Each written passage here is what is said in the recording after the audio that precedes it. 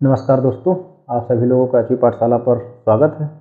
तो हम सभी लोग अपने प्रश्नों की श्रृंखला को आगे बढ़ाते हैं। तो करीब हमने 95 क्वेश्चंस कवर कर लिए थे, उसी के आगे हम सभी लोग बात करेंगे आज। तो आपका अंतिम प्रश्न था, निम्न में से कौन से वृद्धि प्रवर्तक है? Oxygen, ethylene, carbonate. तो इसका सही जवाब क्या था? कल के लेक्चर में हम सभी लोगों ने अच्छी तरीके से बात भी किया था। तो जब बात होगी वृद्धि प्रवर्धक की, अर्थात जो ग्रोथ के रूप में पौधों की ग्रोथ के लिए कार्य करते हैं, अगर उनकी बात हो तो इसका सही जवाब क्या था? ऑक्सीजन था। तो जैसे कि अगर हार्मोन्स की बात हो तो वृद्धि नियामक जो ग्रोथ रेगुलेटर्स का कार्य करते हैं, ग्रोथ इनहिबिटर का कार्य करते हैं, इस प्रकार के हार्मोन्स पाए जाते हैं। खैर, हम सभी लोग जब लेक्चर कर रहे होंगे अपना, तो उस पर हम उसके अंतर्गत इस पर विस्तार रूप से बात करेंगे। आज हम सभी लोग अगला हमारा प्रश्न क्या रहेगा? नाइट्रीकरण की प्रक्रिया है। कह रहा है कि जो नाइट्रीकरण की प्रक्रिया है वह क्या है?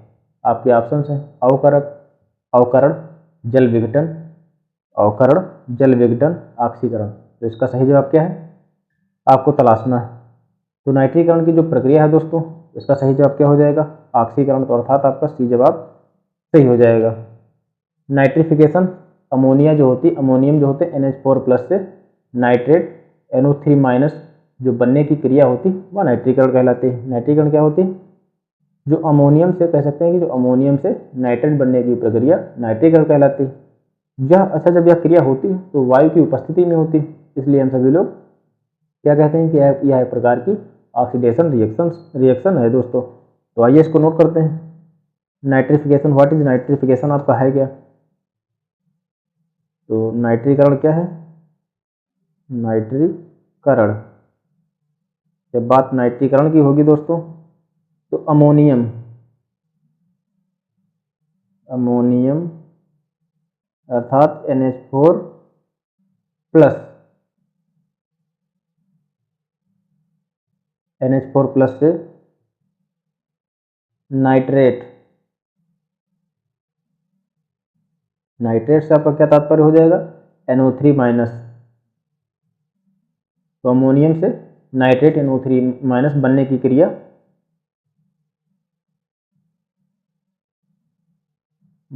क्रिया क्या कहलाएगी? नाइट्रीकरण कहलाएगी।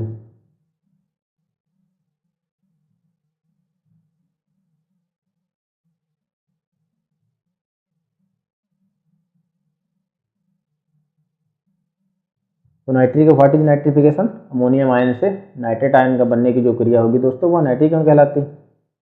हालांकि यह क्रिया वायु की उपस्थिति में होती है, इसीलिए इसको हम सभी लोग एक ऑक्सीडेशन रिएक्शन अर्थात ऑक्सीकरण की क्रिया कहलाती है यह। क्योंकि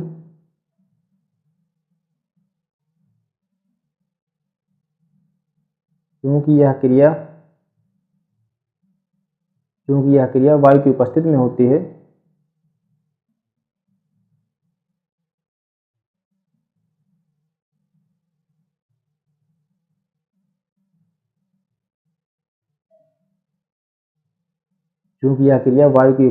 होती है, अतः यह एक ऑक्सीकरण की क्रिया है।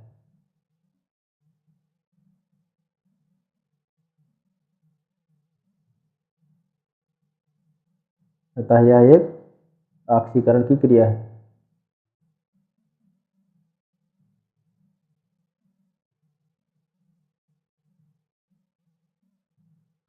तो व्हाट इज नाइट्रिफिकेशन? अमोनियम से आपका जो नाइट्रेट बनेगी वह प्रक्रिया क्या कहलाएगी? नाइट्रीकरण कहलाएगी। क्योंकि यह क्रिया वायु की उपस्थिति में होती है, इसलिए यह प्रकार से कह सकते हैं कि यह ऑक्सीडेशन की क्रिया है दोस्तों। अगले प्रश्न पर बढ़ते हैं। ऊसर मृदा सतह पर जल ठहराव का कारण है। जो ऊसर मृदा सतह होती है, ऊसर जो मृदा होती है उसकी सतह पर अगर जल ठहरता है तो उसका एक प्रमुख कारण क्या हो सकता है? विक्षेपण है। आपके ऑप्शन कौन कौन दिए गए? विक्षेपण, समुच्चयन या फिर ऋणिपिंडन, या इनमें से कोई नहीं। जो ऊसर मृदाएं होती हैं उन पर उनकी सतह पर जल ठहराव के प्रमुख कारणों में दोस्तों विक्षेपण शामिल होता है। ठीक है, इसे हम क्या कहते हैं? डिफ्लोकुलेशन कहते हैं। तो ऊसर मृदा की सतह पर जल ठहराव का कारण विक्षेपण। तो इसका सही जवाब क्या हो जाएगा? आपका ए विकल्प है दोस्तों, सही हो जाएगा। ठीक है, इस प्रक्रिया में क्या होता है? मृदा की उपस्थित आयन मुक्त होकर जो आयन मुक्त होकर के क्या होते हैं? मृदा की सतह पर आ जाते हैं और केशिका नली को बंद कर देते हैं, जिससे मृदा क्या हो जाती है? ऊसर हो जाती है और जल नीचे नहीं जा पाता है। विक्षेपण की जो क्रिया होती है दोस्तों सोडियम के कारण होती है, जो Na के कारण होती है। इसको नोट कर लेते हैं, बहुत ही इंपॉर्टेंट बिंदु है। विक्षेपण की क्रिया, विक्षेपण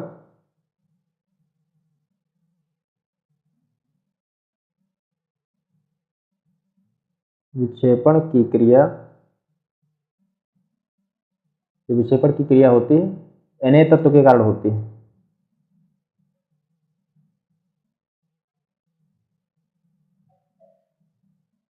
Na तत्व के कारण होती है।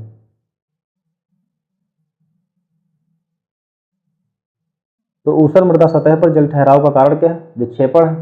ऐसा होता क्यों है? तो इस प्रक्रिया में मृदा उपस्थित में आयन जो होते हैं मुक्त होकर के मृदा की सतह पर आ जाते हैं, जिससे क्या होता है दोस्तों कि इसका नली को बंद कर देते हैं ये सभी, जिससे मृदा ऊसर हो जाती है और जल नीचे नहीं जा पाता है। जो विक्षेपण होता है आमतौर पर सोडियम तत्व के कारण या Na तत्व के कारण होता है। अगला हमारा प्रश्न है कि किस उर्वरक को सोना के नाम से जाना जाता है? कौन सा एक ऐसा उर्वरक है जिसे हम सभी लोग सोना के नाम से जानते हैं? आपके ऑप्शन कौन कौन से हैं? Ammonium nitrate, ammonium nitrate, urea, di ammonium phosphate या कैल्शियम अमोनियम नाइट्रेट। तो इसका सही जवाब क्या हो जाएगा? कैल्शियम अमोनियम नाइट्रेट जो होता है CaN, अमोनियम नाइट्रेट तथा कैल्शियम कार्बोनेट संयुक्त होकर बना है। ठीक है, इसको हम सभी लोग किसान खाद या सोना के नाम से पुकारते हैं। जो कैल्शियम अमोनियम नाइट्रेट, इसका सही जवाब हो जाएगा आपका जो 98 प्रश्न है। किस उर्वरक को सोना के नाम से जाना जाता है? कैल्शियम अमोनियम नाइट्रेट को सोना के नाम से जाना जाता है। ठीक है, अब यह बना किससे होता है? तो अमोनियम नाइट्रेट तथा कैल्शियम कार्बोनेट से संयुक्त होकर के बना होता है। ठीक है, और इसको हम सभी लोग किसान खाद तथा सोना के नाम से भी जानते हैं। आइए इसको नोट कर लेते हैं।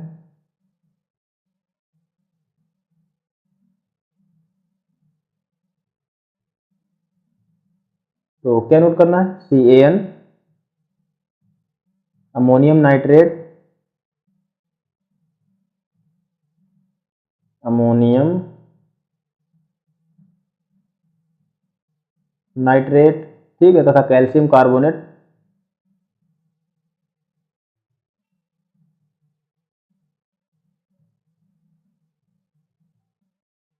Calcium carbonate, CaN ammonium nitrate तथा कैल्शियम कार्बोनेट संयुक्त होकर बना है।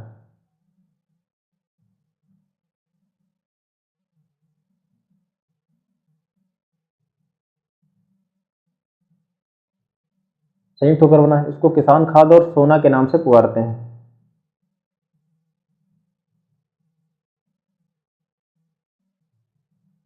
इसको किसान खाद और सोना के नाम से पुकारते हैं।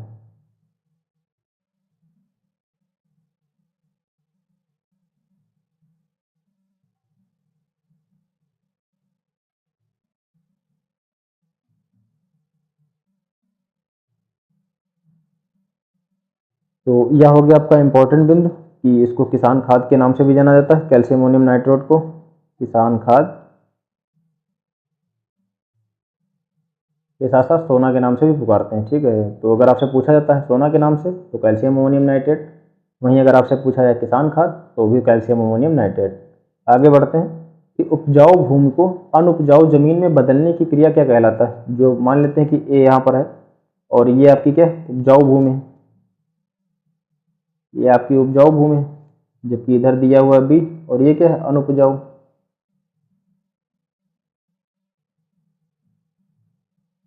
अब ए को अगर उपजाऊ भूमि को अनुपजाऊ जमीन में बदल दिया जाता है तो इसको क्या कहा जाता है? डेजर्टाइजेशन, डेजर्टिफिकेशन या फिर एक और दो, दोनों, या हम कह सकते हैं कि इनमें से कोई नहीं। तो जब उपजाऊ भूमि को अनुपजाऊ भूमि में बदला जाता है अर्थात बदलने की जो क्रिया होती है डेजर्टिफिकेशन या डेजर्टाइजेशन कहते हैं। ठीक है, तो इसका सही जवाब दोस्तों क्या हो जाएगा? एक और दो, दोनों हो जाएगा आपका। तो या तो इसको हम सभी लोग डेजर्टाइजेशन कह सकते हैं या फिर कह सकते हैं कि डेजर्टिफिकेशन हो गया, क्योंकि उपजाऊ आपकी भूमि होगी और वह अनुपजाऊ में बदल जाएगा। तो इसको क्या कहा जाएगा? इसको कहा जाएगा दोस्तों आपका ए डेजर्टाइजेशन, डेजर्टाइजेशन या फिर क्या कह सकते हैं डेजर्टिफिकेशन।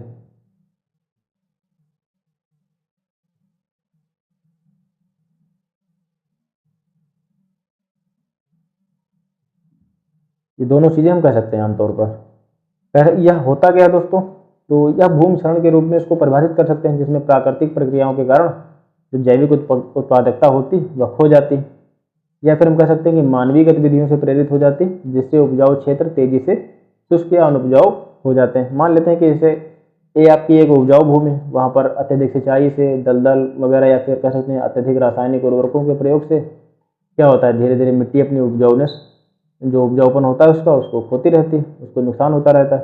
तो बहुत ज़्यादा हमें रासायनिक उर्वरकों का प्रयोग नहीं करना चाहिए, या आवश्यकता से अधिक हमें सिंचाई नहीं करनी चाहिए, ताकि दलदली भूमि वगैरह बनने से कह सकते हैं कि उसमें उसको जो अधिक प्रभावित ना हो, लवड़ी भूमि में ना परिवर्तित हो। तो वही है, जब उपजाऊ भूमि को अनउपजाऊ जमीन में बदलने की क्रिया क्या कहलाता है, डेजर्टिफिकेशन कहलाता है, या फिर डेजर्टाइजेशन कह सकते हैं। अगले प्रश्न की ओर बढ़ते हैं कि जैविक नत्रजन स्थिरीकरण में सहायता करने वाला तत्व है। कौन सा एक ऐसा तत्व है जो क्या करता है, जैविक नत्रजन स्थिरीकरण में सहायता करने का कार्य करता है। आपके ऑप्शन कौन कौन दिए गए हैं, मैग्नीशियम, मैग्नीज, मैग्नीशियम, या फिर मैग्नीज, जिंक और मोलिब्डेनम।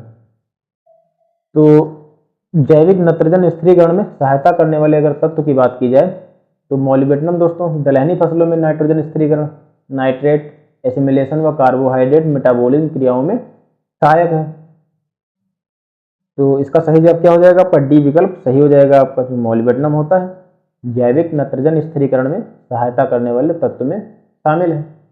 मोलिब्डेनम और क्या करता है, तो मोलिब्डेनम दलहनी फसलों में नाइट्रोजन स्थिरीकरण, नाइट्रेट एसिमिलेशन व कार्बोहाइड्रेट मेटाबॉलिज्म जैसी जो क्रियाएं होती उनमें सहायता करने का कार्य करता है। पौधों में विटामिन सी व शर्करा के संश्लेषण में सहायता करता है, ठीक है।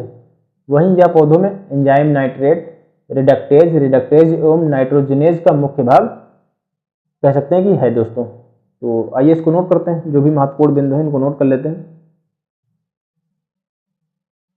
एमओ अर्थात मोलिब्डेनम दलहनी फसलों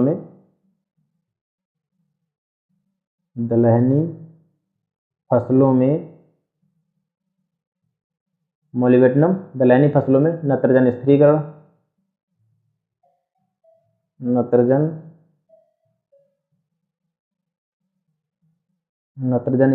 ठीक है, नाइट्रेट एसिमिलेशन,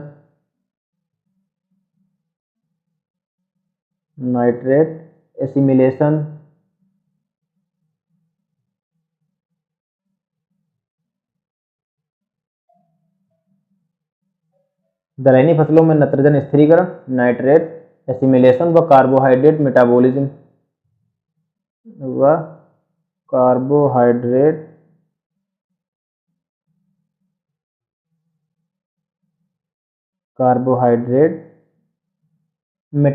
क्रियाओं में सहायक है।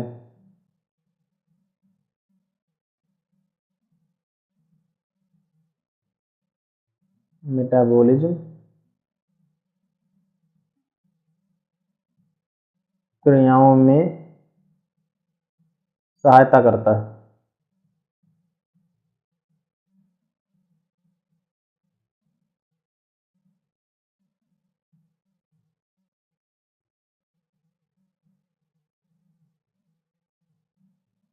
ठीक है, मोलिब्डेनम दलहनी फसलों में नाइट्रोजन स्थिरीकरण, नाइट्रेट एसिमिलेशन व कार्बोहाइड्रेट मेटाबॉलिज्म क्रियाओं में सहायता करता है।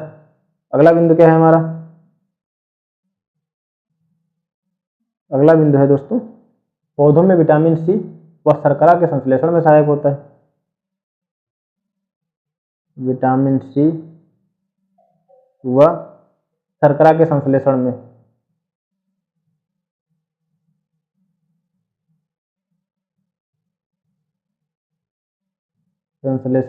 सहायक।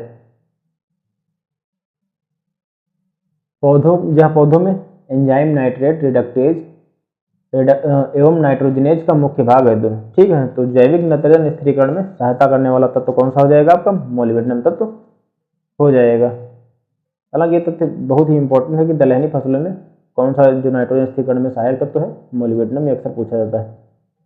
नाइट्रोजनेज एंजाइम संबंधित, जो आपका नाइट्रोजनेज एंजाइम, इसका संबंध किससे कह रहा है कि नाइट्रोजन ऑक्सीकरण से, नाइट्रेट अपचयन से, या फिर नाइट्रोजन स्थिरीकरण।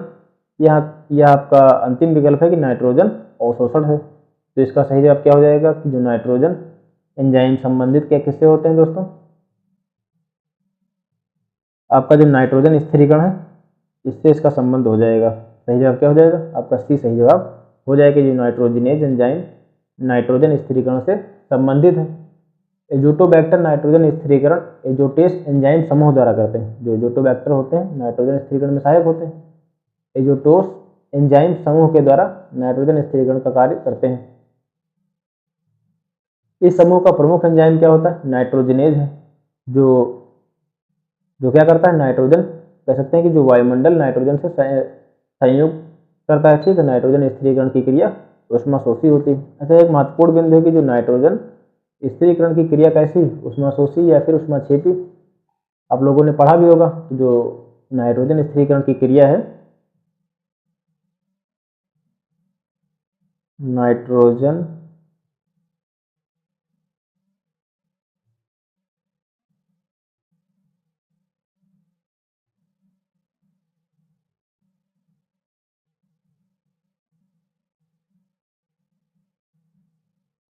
नाइट्रोजन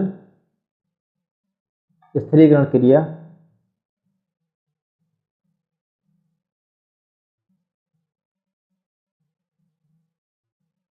ऊष्माशोषी है।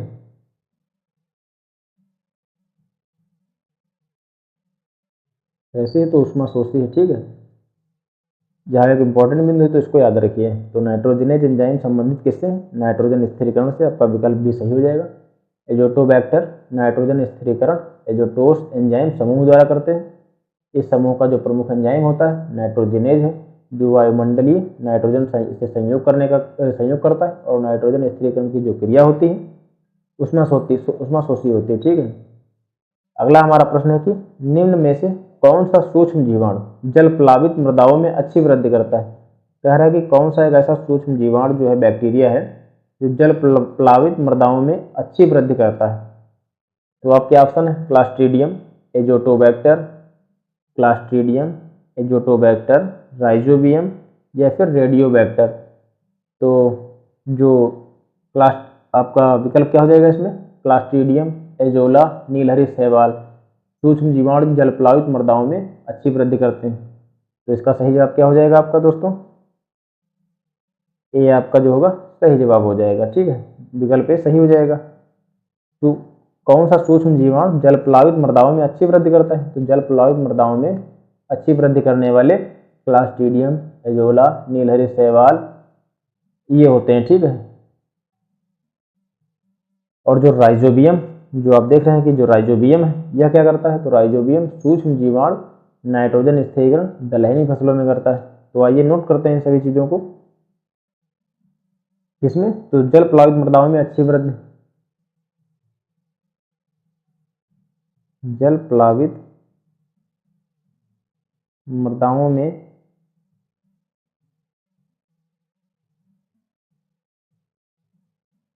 अच्छी वृद्धि क्या हो जाएगा? कौन कौन से? क्लास्ट्रीडियम,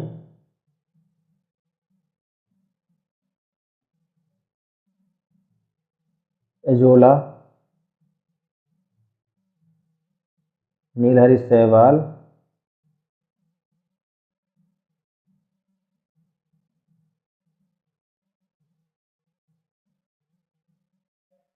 ये हो गए सभी जो जल प्लावित क्षेत्र होते हैं उसमें अच्छी वृद्धि करता है। वहीं जो राइजोबियम है ये क्या करते हैं? दलहनी फसलों में नाइट्रोजन के स्थिरीकरण में सहायक होते हैं। दलहनी फसलों में नाइट्रोजन स्थिरीकरण में सहायक।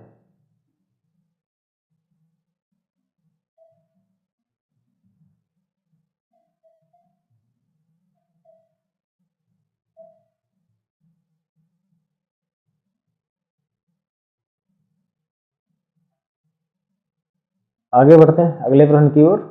उत्तर प्रदेश में कृषि विश्वविद्यालयों की संख्या कितनी है? जो आपका उत्तर प्रदेश है उसमें जो एग्रीकल्चर डिपार्टमेंट से संबंधित विश्वविद्यालय हैं कितने हैं? आपके विकल्प दिए गए हैं 3 या फिर 4 या 5 या 6। तो उत्तर प्रदेश में आमतौर पर हम कह सकते हैं कि 4 कृषि विश्वविद्यालय हैं, तो इसका सही जवाब क्या हो जाएगा? आपका विकल्प बी सही हो जाएगा। चंद्रशेखर आजाद कौन कौन से? तो चंद्रशेखर आजाद कृषि एवं प्रौद्योगिकी विश्वविद्यालय कहाँ स्थित है? कानपुर में स्थित है। जबकि नरेंद्र देव कृषि एवं प्रौद्योगिकी विश्वविद्यालय कहाँ स्थित है? कुमारगंज, अयोध्या, फैजाबाद में स्थित। वहीं सरदार वल्लभ भाई पटेल कृषि एवं प्रौद्योगिकी विश्वविद्यालय कहाँ स्थित है? मेरठ में स्थित है। जबकि मान्यवर श्री काशीराम जी कृषि एवं प्रौद्योगिकी विश्वविद्यालय कहाँ स्थित है? तो जो काशीराम कृषि एवं प्रौद्योगिकी विश्वविद्यालय बांदा में स्थित है। तो ये 4 हो गए मुख्य रूप से। इसको एक एक करके हम सभी लोग नोट करते हैं। तो पहला आपका कौन हो जाएगा? चंद्रशेखर आजाद। मैं शॉर्ट फॉर्म में लिख रहा हूँ, कृषि एवं प्रौद्योगिकी विश्वविद्यालय आप लोग लगा लीजिए। चंद्रशेखर आजाद कहाँ स्थित है? चंद्रशेखर, एक में नोट किए दे रहा हूँ, चंद्रशेखर आजाद कृषि एवं प्रौद्योगिकी विश्वविद्यालय, कृषि एवं प्रौद्योगिकी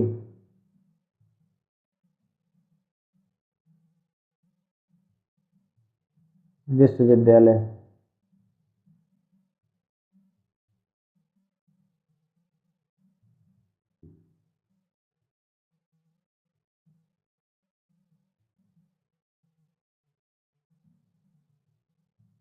यह कहाँ स्थित है?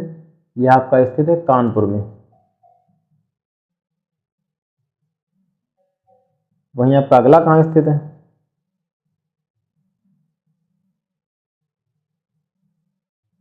नरेंद्र देव,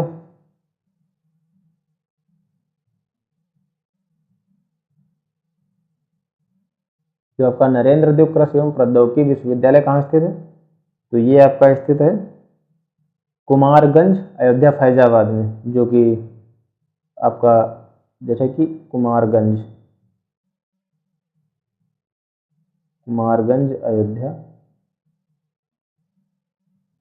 फैजाबाद, जिसे पहले फैजाबाद भी कहा जाता था। तो ये हो गया नरेंद्र देव। अगला आपका कौन सा है? तो सरदार वल्लभ भाई पटेल कृषि एवं प्रौद्योगिकी विश्वविद्यालय, सरदार वल्लभ भाई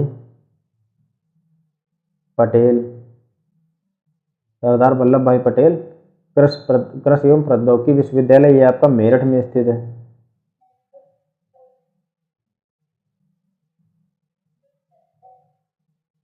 अगला आपका कौन सा है? मान्यवर श्री काशीराम जी हैं, उनके नाम पर रखा गया था। मान्यवर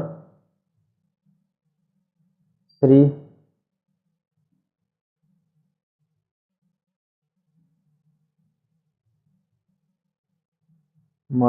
काशीराम जी कृषि एवं प्रौद्योगिकी विश्वविद्यालय, यह कहाँ स्थित है? आपका बांदा में स्थित है।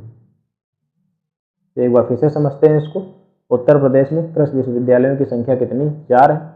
तो वह कौन कौन से हैं? चंद्रशेखर आजाद कृषि एवं प्रौद्योगिकी विश्वविद्यालय कानपुर में स्थित है। नरेंद्र देव कृषि एवं प्रौद्योगिकी विश्वविद्यालय कहाँ स्थित है? कुमारगंज में स्थित है, ठीक है, जो कि अयोध्या में स्थित है। सरदार वल्लभ भाई पटेल कृषि एवं प्रौद्योगिकी विश्वविद्यालय कहाँ स्थित है? मेरठ में स्थित है। मान्यवर श्री काशीराम जी से संबंधित जो कृषि एवं प्रौद्योगिकी विश्वविद्यालय बांदा में स्थित है।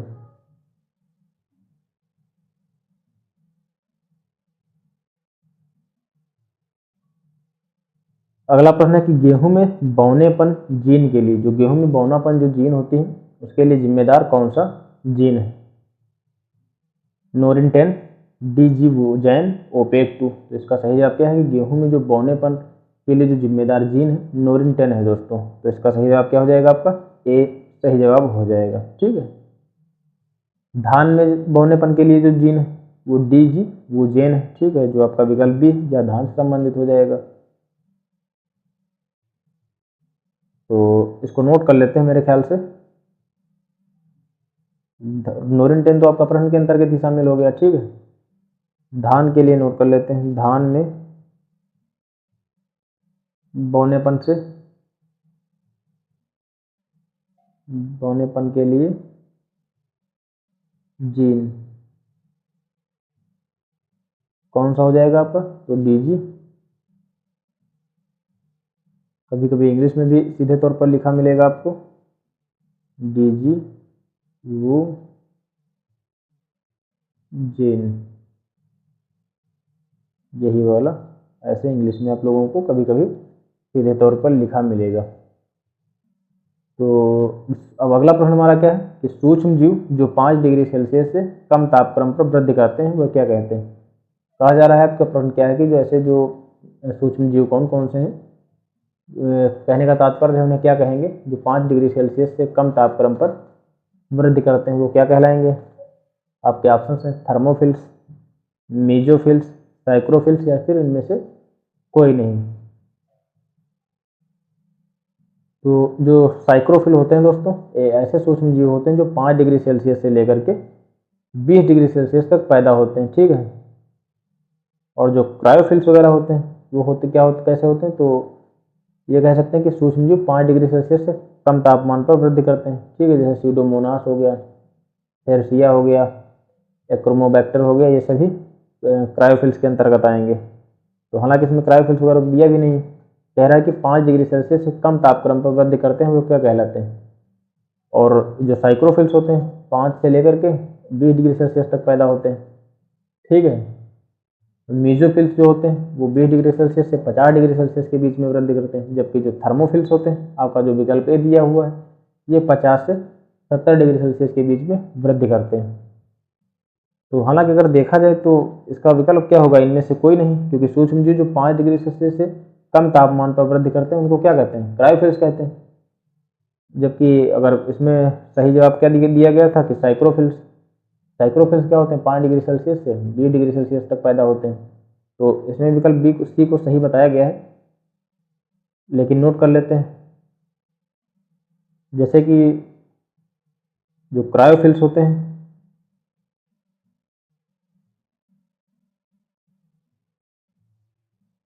क्रायोफिल ये कैसे वृद्धि करते हैं? तो क्रायोफिल 5 डिग्री सेल्सियस से कम तापमान पर वृद्धि करते हैं। 5 डिग्री सेल्सियस से कम तापमान पर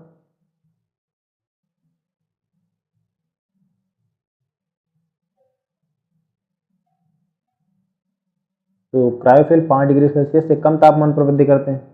अगला आपका क्या हो जाएगा? अगला आपका साइक्रोफिल।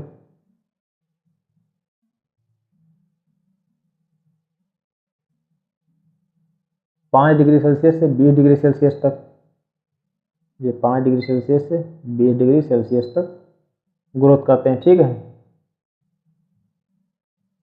और साइक्रोफिल हो गया, क्रायोफिल हो गया, आपका मीजोफिल।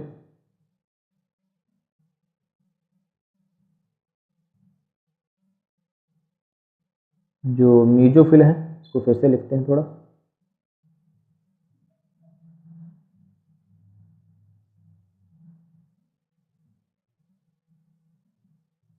तो मीजोफिल दोस्तों 20 डिग्री सेल्सियस से 50 डिग्री सेल्सियस तक वृद्धि करते हैं।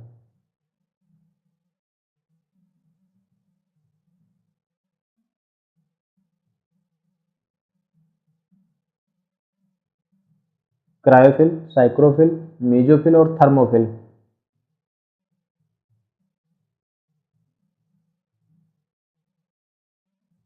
थर्मोफिल जो होते हैं 50 डिग्री सेल्सियस से लेकर के 70 डिग्री सेल्सियस के बीच में वृद्धि करते हैं। 50 डिग्री सेल्सियस से 70 डिग्री सेल्सियस के बीच में वृद्धि करते हैं। तो अगर स्पष्टीकरण के हिसाब से देखा जाए, इसका सही जवाब क्या होगा आपका कि 5 डिग्री सेल्सियस से कम तापमान पर देखा जाए तो क्रायोफिल होगा। तो विकल्प भी सही होना चाहिए, हालांकि इसमें विकल्प भी सही सी बताया गया था, बताया गया है कि सही माना गया। बाकी आप लोग याद रखिए कि क्रायोफिल 5 डिग्री सेल्सियस से कम तापमान पर वृद्धि करते हैं, साइक्रोफिल 5 डिग्री सेल्सियस से 20 डिग्री सेल्सियस पर, मीजोफिल 20 डिग्री सेल्सियस से 50 डिग्री सेल्सियस, जबकि जो थर्मोफिल है 50 डिग्री सेल्सियस से 70 डिग्री सेल्सियस। अच्छा, थर्मोफिल्स के अगर कुछ एग्जांपल्स की बात की जाए तो स्ट्रेप्टोकोकस, जो जैसे कि एक बहुत ही महत्वपूर्ण एग्जांपल इसके अंतर्गत हो जाएगा स्ट्रेप्टोकोकस। स्ट्रेप्टोकोकस कोकस। भाई मेसोफिल्स के अंतर्गत स्ट्रेप्टोकोकस वगैरह इसके अंतर्गत भी दोस्तों शामिल है। और साइक्रोफिल जो साइक्रोफिल की अगर हम बात करें तो ये तो 5 डिग्री सेल्सियस से कम तापमान पर हो गए। अगर क्रायोफिल दोस्तों आपका क्या हो जाएगा,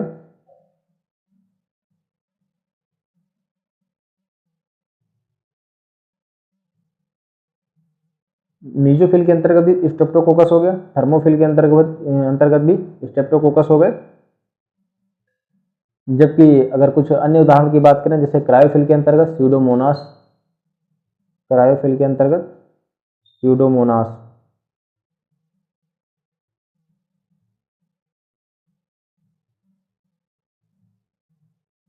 स्यूडोमोनास एक प्रसिद्ध एग्जाम्पल है। अगले प्रश्न पर बढ़ते हैं कि कैल्सीकरण के लिए आवश्यक विटामिन कौन से, जो कैल्सीकरण के लिए कौन सी एक विटामिन है जो आवश्यक है, vitamin A, vitamin B, vitamin C या फिर विटामिन डी। तो इसका सही जवाब क्या है कि कैल्सीकरण के लिए शरीर के ऊतकों में कैल्शियम लवण का संचयन करने की क्रिया कैल्सिफिकेशन कहलाती है। ठीक है, इस प्रक्रिया के लिए विटामिन डी आवश्यक है। तो इसका सही जवाब क्या हो जाएगा, विटामिन डी सही जवाब हो जाएगा। तो कैल्सीकरण किसे कहते हैं, कैल्सीकरण की अगर बात की जाए किसे कहते हैं, शरीर के ऊतकों में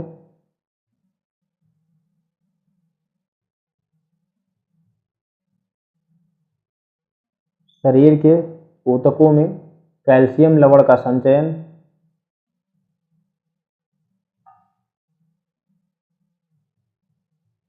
कैल्शियम लवण का संचयन करने की क्रिया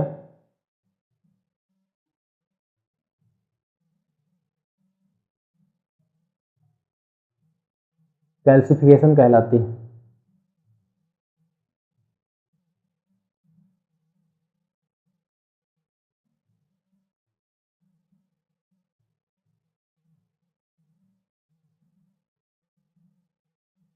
जिसमें विटामिन डी की आवश्यकता होती है। अगले प्रश्न की ओर बढ़ते हैं कि ग्लाइकोलाइसिस का संबंध किससे है, जो ग्लाइकोलाइसिस है उसका संबंध किससे होता है, केवल प्रकाश संश्लेषण से, केवल श्वसन से, प्रकाश संश्लेषण या फिर श्वसन दोनों से, या फिर कह सकते हैं कि इनमें से कोई नहीं। तो इसका सही जवाब दोस्तों क्या है,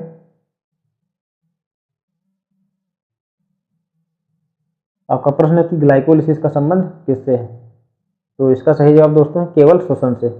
विकल्प बी आपका सही जवाब हो जाएगा। श्वसन की क्रिया ग्लूकोज शर्करा से प्रारंभ होती है। श्वसन की क्रिया कहाँ से प्रारंभ होती है, तो ग्लूकोज शर्करा से प्रारंभ होती है। ग्लाइकोलिसिस में ग्लूकोज का प्रत्येक कण क्रमबद्ध रूप से विघटित होकर के पायरुविक अम्ल के 2 अणुओं को उत्पन्न करने का कार्य करता है। यह जो संपूर्ण प्रक्रिया होती है दोस्तों, श्वसन क्रिया साइटोप्लाज्म के अंतर्गत संपन्न होती है। तो ग्लाइकोलिसिस का संबंध किससे है, केवल श्वसन से संबंधित है। पॉलीसेकेराइड की संरचना किससे बनती है, शर्करा, आरएनए या फिर लिपिड से। तो इसका सही जवाब क्या हो जाएगा, जो पॉलीसेकेराइड्स होते हैं कार्बोहाइड्रेट जल अवघटित करने पर मोनोसेकेराइड अर्थात एक अणु वाले शर्करा की एक बड़ी संख्या जो 10 से अधिक होती है पॉलीसेकेराइड कहलाती है।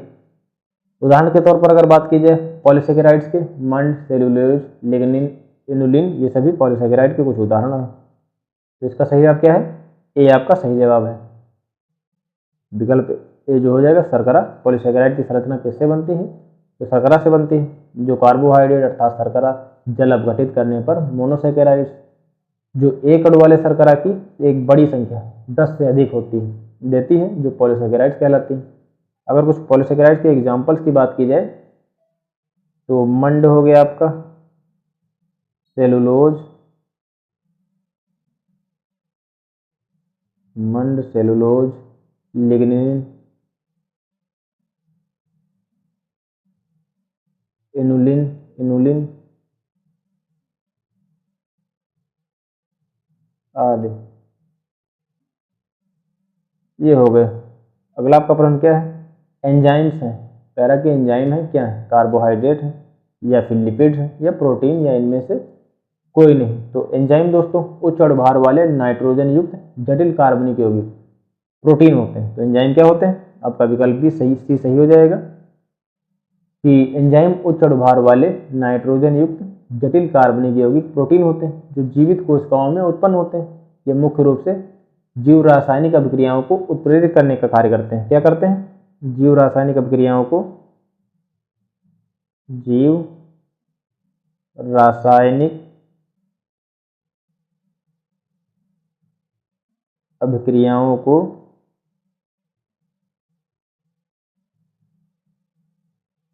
उत्प्रेरित करने का कार्य करते हैं।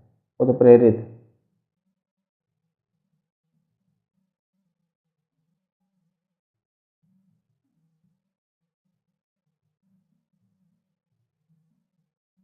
ठीक है, अतः इन्हें जीव उत्प्रेरक भी कहा जाता है। अतः इन्हें जीव उत्प्रेरक, इसका इंग्लिश रूपांतरण क्या हो जाएगा? बायोकैटालिस्ट। बायोकैटालिस्ट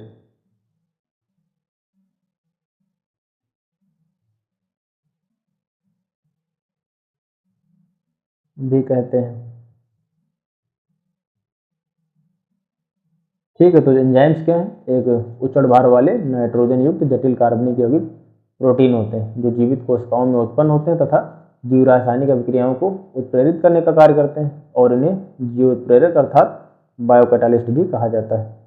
अगला प्रश्न है कि सूक्ष्म जीवों द्वारा नाइट्रेट से रासायनिक नत्रजन में परिवर्तन की क्रिया क्या कहलाती है? एक बार फिर से समझते हैं कि सूक्ष्म जीवों द्वारा नाइट्रेट से रासायनिक नत्रजन में परिवर्तित होने की क्रिया क्या कहलाती है? डीनाइट्रिफिकेशन, नाइट्रेट रिडक्शन, नाइट्रोजन स्थिरीकरण या फिर इनमें से कोई नहीं।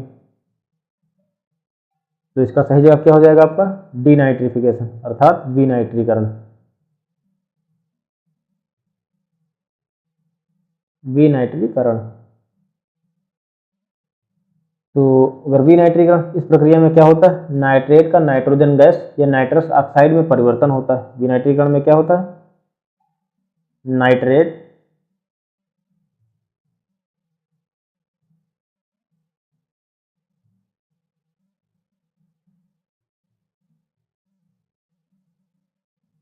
नाइट्रेट का क्या होता है? नाइट्रोजन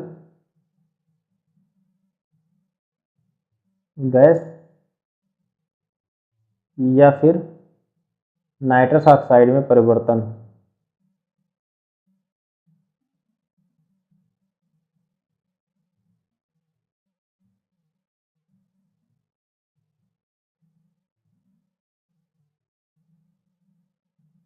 नाइट्रस ऑक्साइड में परिवर्तन होता है।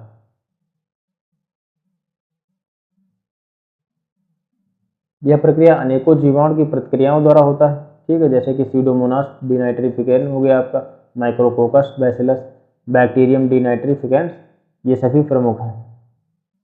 तो आज का लेक्चर हमारा दोस्तों यहीं तक था। उम्मीद है आप सभी लोगों को प्रश्न समझ में आ रहे होंगे और हमारे लेक्चर को एंजॉय भी कर रहे होंगे। एक बार फिर से नज़र डाल लेते हैं कि सूक्ष्म जीवों द्वारा नाइट्रेट से रासायनिक नत्रजन में परिवर्तन की क्रिया को क्या कहा जाता है?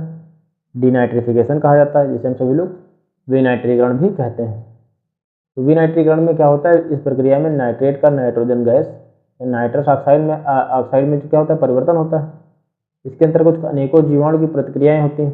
कौन कौन से जीवाणु हो गए आपके? सीडोमोनास डीनाइट्रिफिकेन हो गया आपका, माइक्रोकोकस बैसिलस, बैक्टीरियम डीनाइट्रिफिकेंस, ये सभी कुछ प्रमुख जीवाणु हैं दोस्तों।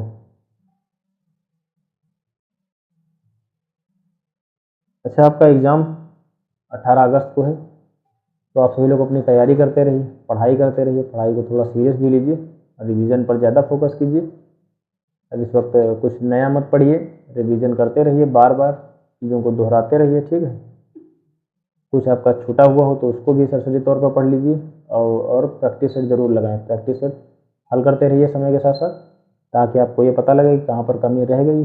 जो आप लोगों के पक्ष कमज़ोर हो उन पर थोड़ा और ध्यान दीजिए और देखिए क्या होता है। आपका एग्ज़ाम तो खैर नज़दीक है, आने वाला ही है। तो मिलते हैं खैर अगले लेक्चर में कुछ महत्वपूर्ण प्रश्नों के साथ। धन्यवाद।